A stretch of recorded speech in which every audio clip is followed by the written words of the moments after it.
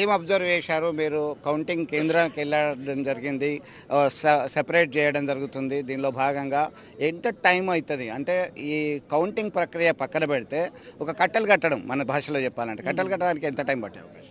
చాలా టైం. నేను అనుకుంటాను ఇంకా 18 గంటల సమయము మొత్తం కట్టలు కట్టడానికి మాత్రమే ఇప్పటి నుంచి అనదర్ 18 అవర్స్. అంటే సపోజ్ ఇప్పుడు 6:00 అంటే రేపు మార్నింగ్ 6, 12:00 అనదర్ 6 అంటే రేపు మధ్యాహ్నం వరకు ఇదే పరిస్థితి కొనసాగవచ్చు అని చెప్పేసి అనుకుంటున్నాం.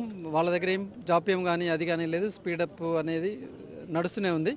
అంతకంటే ఎక్కువ స్పీడ్గా కూడా వెళ్ళలేరు. ఎందుకంటే ఖచ్చితంగా అక్కడ ఉన్న ఏజెంట్లకు చూపించాల్సి వస్తుంది ఇది వ్యాలిడా ఇన్వాలిడా అనేది. టకాటక్ ఇట్లేదు అని పెట్టడానికి కూడా వీల్లేదు. కాబట్టి అక్కడ ప్రొసీజర్ ప్రకారంగా కరెక్ట్గానే జరుగుతుంది. అందులో ఎలాంటి జాప్యం లేదు. అందరికీ ఓపిక ఉండాలి. సో రేపు మధ్యాహ్నం నుంచి కౌంటింగ్ స్టార్ట్ అయితే అర్ధరాత్రి వరకు ఏమైనా ఒక క్లారిటీ వస్తుందని అనుకుంటున్నాం. మీ విజయానికి సంబంధించినటువంటి కాన్ఫిడెన్స్ ఎట్లా చూస్తారు? సో నా విజయానికి తగ్గట్టు అయితే ఇప్పటికే ఆదిలాబాదు, నిజామాబాదు, మెదక్ ఇంకా రాలేదు, అడుగు పెడుతూనే ఉన్నాం. ఆదిలాబాద్ నిజం అయిపోయింది. అందులో చూసుకున్నట్లయితే మనము బాగా వెనుకబడ్డట్టుగా లేము, బాగా ముందరపడ్డట్టు లేకుండా ఉన్నాం. కరెక్ట్గా నాకైతే నమ్మకం ఉంది కరీంనగర్ పైన. సో ముంచిన కరీంనగరే, తేల్చిన కరీంనగర్ అనే భావన ఎప్పటి నుంచో నాకు ఉండే. ఉమ్మడి కరీంనగర్ మీద ఆశలు నాకు నేచురల్ ఎక్కువ ఉన్నాయి. ఎందుకంటే ఇక్కడ ప్రతి గడప గడపన మరి అల్ఫోస్ విద్యార్థి ఉన్నాడు.